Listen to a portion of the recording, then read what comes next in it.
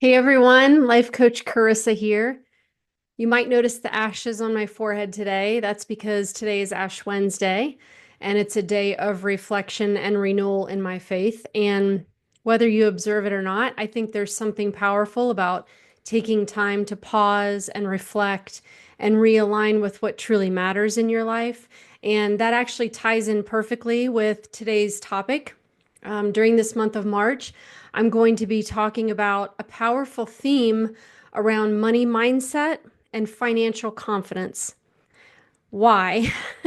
I'm a life coach, right? I'm helping everybody with everything, but why money mindset and financial confidence? Well, because I have recognized that how we think about money affects everything. It affects our stress levels, our opportunities, and even our own sense of self-worth. I know firsthand how easy it is to feel stuck in scarcity mode, worrying that there's never enough, feeling guilty for wanting more, or second guessing financial decisions. But here's the truth. Your relationship with money is just a reflection of your deeper beliefs. Your relationship with money is a reflection of your deeper beliefs. And some of these beliefs may not have been your own. And that actually means that you have the power to shift it. So today, I want to really explore how you can start rewriting your financial story and step into greater confidence and abundance in your life when it comes to money. I want this for you, just like I have been able to create this in my own life because it wasn't always that way, which I'm going to share. I mean, have you ever stopped to wonder why money feels so complicated? Why no matter how much you save, it never feels like enough? Or why spending, even on necessities, sometimes can fill you with tremendous guilt? I get it. I lived it. I grew up believing that money had to be earned through backbreaking work, that it wasn't necessarily about value and creativity or impact. It was more about how many hours you put in, how much you physically and mentally endured. And that belief shaped me in ways that I didn't even realize. And it ultimately started holding me back. So that's why I want to share my personal story with this scarcity cycle I was in. And I'm hoping that while you hear it, you can see where it might intersect with your life, or it might help you reflect on your relationship with your money mindset and your financial independence. Now, my story is that I was raised in a family business where every dollar really felt like it was tied to effort. And from a young age, I learned that money wasn't something that you really received with ease. It was something you earned through struggle. I remember pulling weeds. I remember folding printed materials by hand. And I really watched my father measure worth through sweat and sacrifice. And so when I left that family business after over 30 years to start my own coaching practice, I carried those beliefs with me. I began to question my worth, undervalue my skills, and I really felt guilty if making money didn't feel hard enough. And that scarcity mindset really seeped into every part of my life. I saw it in my marriage, where money was a constant source of tension.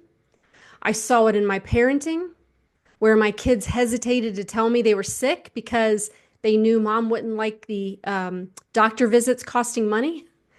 I saw it in my own health, where I neglected my well-being, convincing myself that I couldn't afford to prioritize my health. But ironically, I sure could afford all those bottles of wine. Isn't that interesting? But scarcity made me live in fear, and it kept me small. And for years, I didn't even realize I was passing it down, just like it had been passed down to me. So there's this turning point, right? And I wanted to break this cycle. And so everything shifted. When my father passed away in 2022 at age 80 alone, he left behind financial wealth, but no meaningful relationships that he could speak of. He had spent his whole life believing that money equated control, that having more meant security. But in the end, all the money in the world could not fill that hole of emptiness or loneliness. And that moment that I experienced this wake up call was the time that I knew I needed to break this cycle. That moment was my wake up call. I had been living my life worshiping scarcity, hoarding, fearing, believing there was never enough. But at what cost? Did I want to reach the end of my life realizing I had prioritized numbers over memories? That I had been so afraid of losing money that I had forgotten how to live? I knew I did not want that. And I knew that was when I had to change. So if you see yourself in my story, I want you to know that change is possible. And I want to give you just 3 practical steps for how to get started moving from scarcity to abundance. I started rewriting my money story, and you can do this too. Number 1, I identified my inherited beliefs. So take time to reflect on the money messages you absorbed growing up. Were you taught that money was scarce? That spending was reckless? That wealth maybe made people greedy? And ask yourself, do I truly believe this? Or is this just what I was taught? Number 2, redefine your worth. Money isn't just about hard work, it's about value. I had to learn that my skills, my knowledge, and my ability to help others were just as valuable as hours clocked in at a job. How much I produced in the form of tangible results. And I want you to know that you have gifts too, and recognizing them is the first step to stepping into abundance. And number 3, practice abundant actions. Not many of us are doing this. We're usually in that scarcity, primitive brain of ours. And so we're focused in other directions. But I started small. Instead of fearing every dollar that I spent, I shifted to gratitude, seeing money as a tool, not a threat.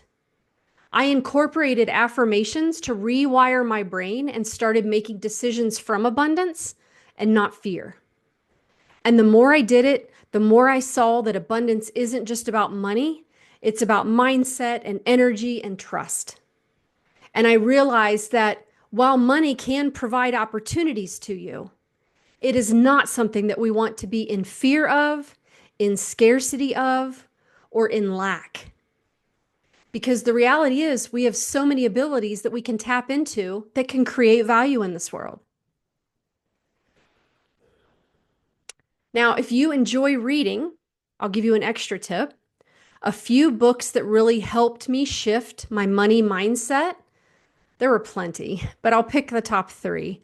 One is You Are a Badass at Making Money, and this is by Jen Sincero.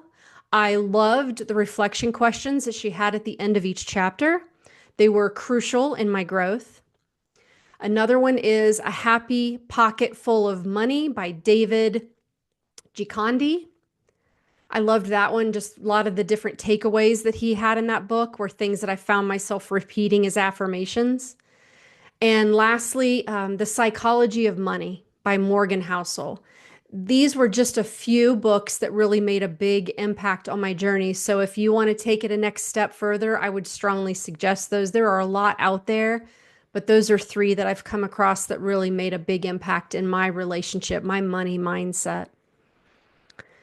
So if you resonate with this, I want you to know that The first step is awareness. If you're feeling trapped in that scarcity cycle, the first thing to get your power is to recognize what's happening, right? So I want to give you some encouragement. I want you to be able to take away from this that it is possible for you to change this pattern. I want you to think about, what money beliefs did you inherit? And do they align with the life that you ultimately want to live right now in your life?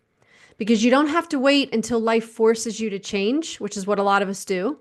You can decide to break the cycle, to teach yourself and actually those around you that money is a tool, not a master, and that wealth isn't just about numbers.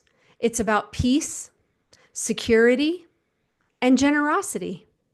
Because in the end, when we measure a life well lived, it won't be by how much we saved, but by how much we lived, right? Take that in. In the end, when you measure a life well lived, it won't be by how much we saved. It will be by how much we lived.